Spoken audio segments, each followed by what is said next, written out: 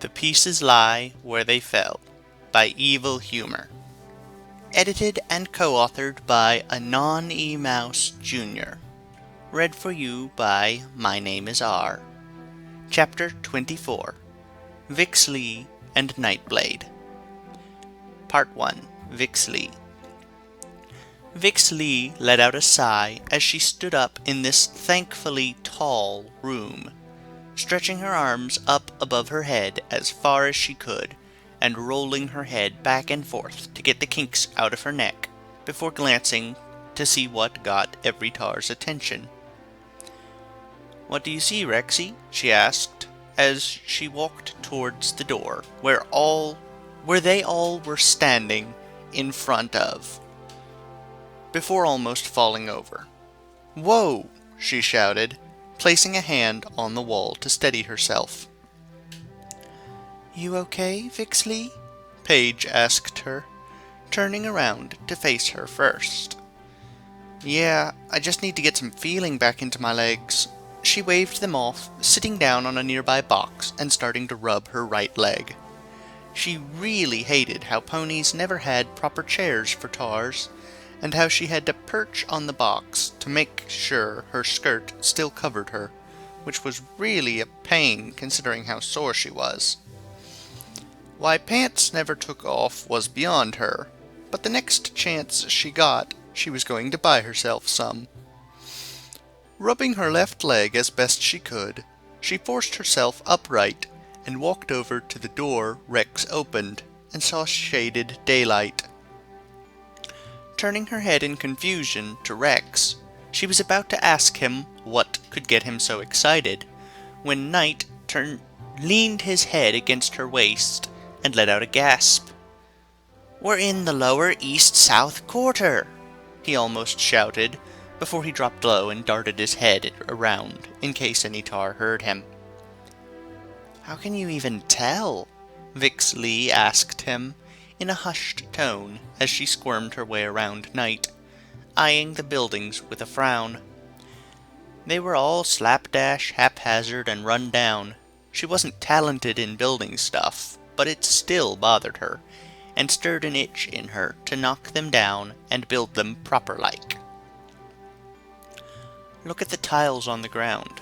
See how they are a mixture of the sun and moon?" Knight said, pointing at the cracked tiles on the ground. "They only mix when you get into the quarters.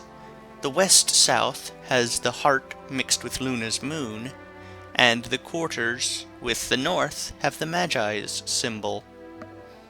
"Neat. I never noticed that."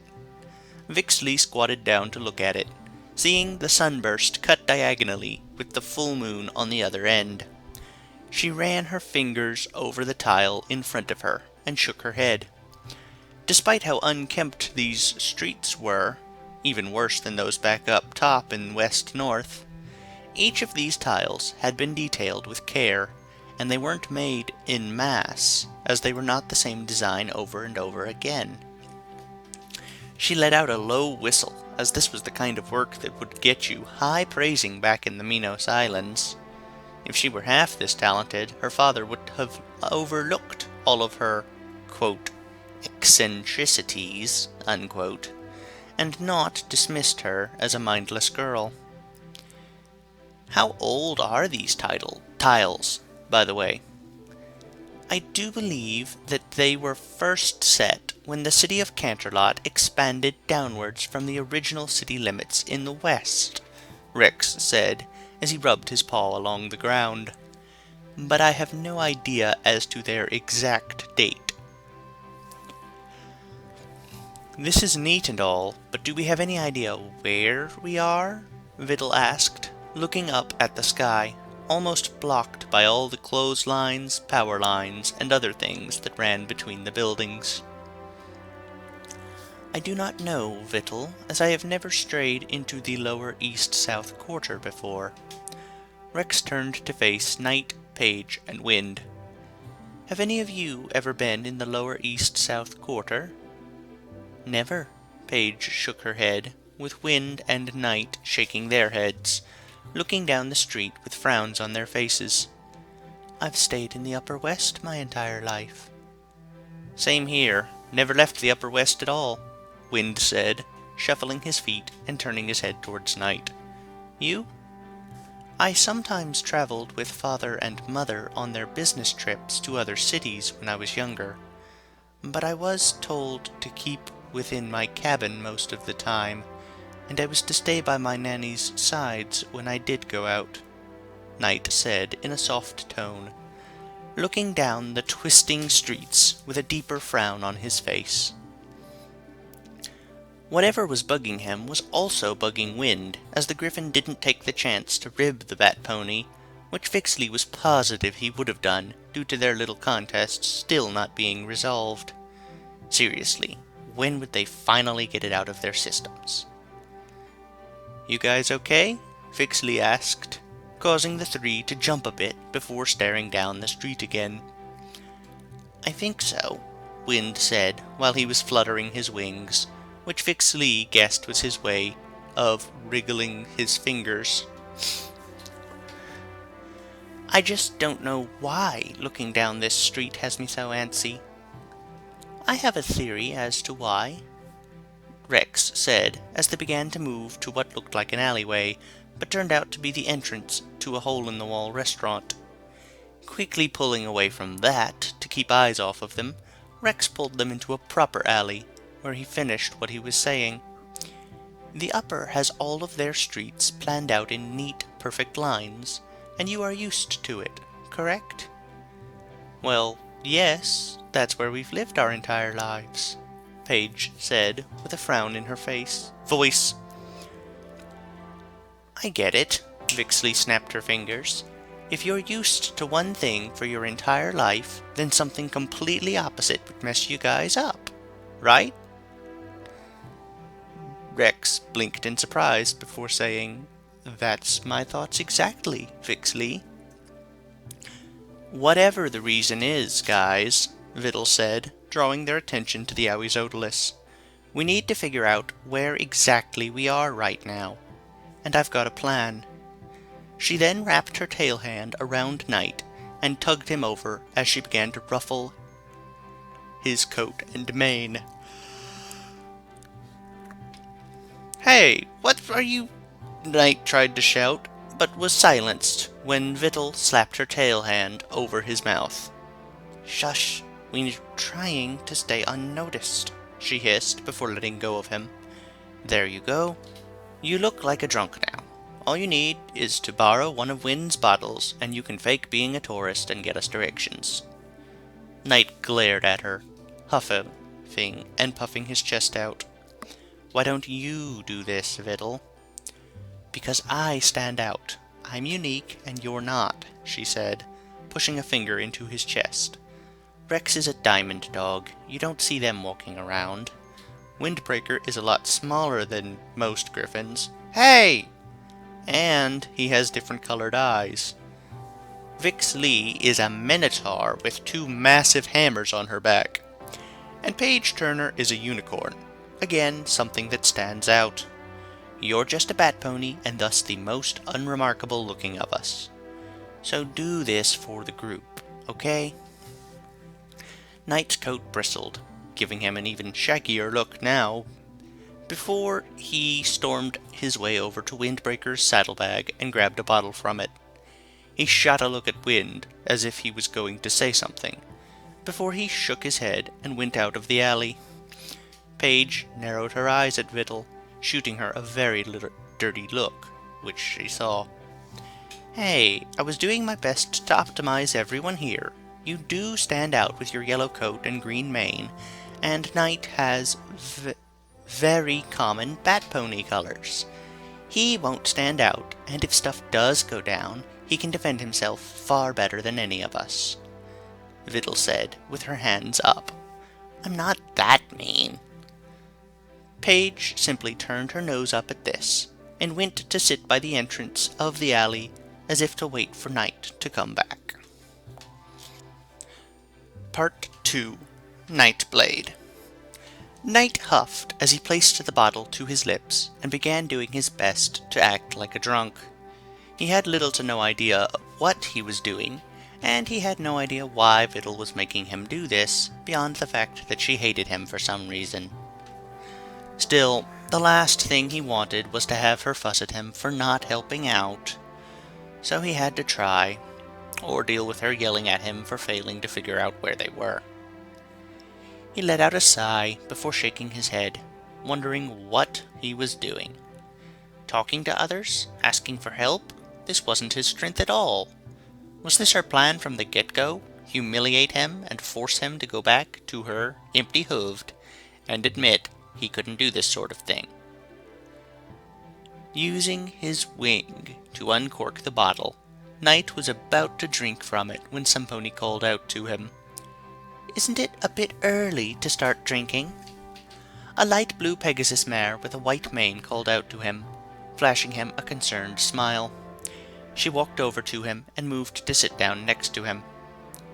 "Yeah," Knight said, nodding his head before holding the bottle up. "I'm just holding this for Samponi." "I believe you. You don't seem like the drinking type," she chuckled softly. "My name is Sound Mind, and I work with ponies that need some pony to talk to, and I can usually tell who those ponies are." She twisted her flanks to show off her reclining couch cutie mark, which Knight had to chuckle at. "So, do you want to chat?" "I thank you, but don't you need to be somewhere?" Knight shuffled on his hooves. Despite how much he wanted to trust her and talk to her, he couldn't do that, as it would put Paige in danger. "Not really. Due to the blackout that happened yesterday, I had to cancel most of my appointments today for safety reasons. But my wife was kind enough to get me an opening in one of the hospitals in the lower, so I can help out today." Sound smiled at him. "So, can I help you out?" "Thank you, but..." Knight began to dismiss her when he stood up with a start. "Actually, I could use a bit of help with figuring out where I am right now." She looked at him before a smirk broke out on her face. "I don't believe you're asking me for help that way. Got lost in a literal sense?" Knight let out a little laugh and smiled, nodding his head. "How could you tell?" "Trust me, I know ponies with greater poker faces than yours. I've had to learn how to really read faces when my wife is up to no good and doing her best to hide the fact." She chuckled to herself, placing a hoof on her chest. "I mean, for a week she was acting all normal-like, but there was something off. So I chipped away and I found that she caused a minor flood in my study and was doing her best to replace all the damaged books without me noticing." Leaning in close, she said through her laughter, "Needless to say, she slept on the couch for a week after that little number." Snorting, Knight managed to ask her, "Were they important books that got her in trouble?" "Oh goodness, no," she said, pawing the air with her hoof. "The fact she tried to hide it from me was what got her banished from the bedroom."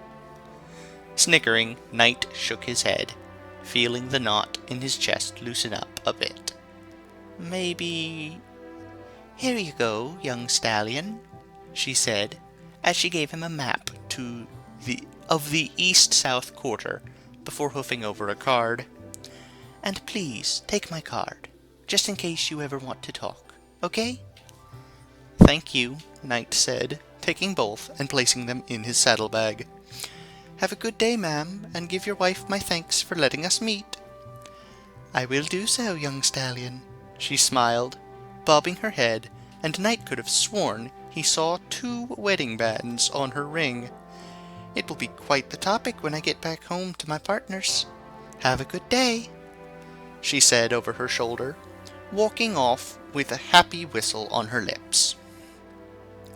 With a big smile on his face, Knight went back to where the others were waiting, dropping the bottle into the garbage, as he didn't need it, and Wind didn't need the temptation. If they weren't going to get the Griffin sober, then Knight would do what he could to help, even if it would get him nothing but grief and another round of every pony blaming him. Knight let out a sigh, his good mood already gone as the knot in his chest began to tighten again. Shaking his head, Knight forced his way forwards. The sooner he was done with all this, the sooner he and Paige could be safe again. Alrighty, that's the end of chapter 24. I noticed they mentioned a unicorn would stand out in the lower, but a bat pony would be normal. Are there a lot of bat ponies? I had assumed it was just his family. 'Cause there aren't very many in canon, that's for sure. Maybe they're more common in this time? Like, they used to be rare, now they are more common? Or maybe it's this alternate reality. I don't know. And I wonder if that means there aren't as many unicorns in lower. I've definitely seen many, some canon, some not, places where unicorns drifted towards higher parts of society.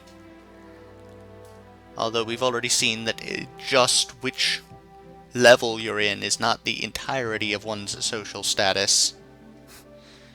The changelings in upper are probably about the same level as the random people in lower. Possibly lower. Anyway, let's see.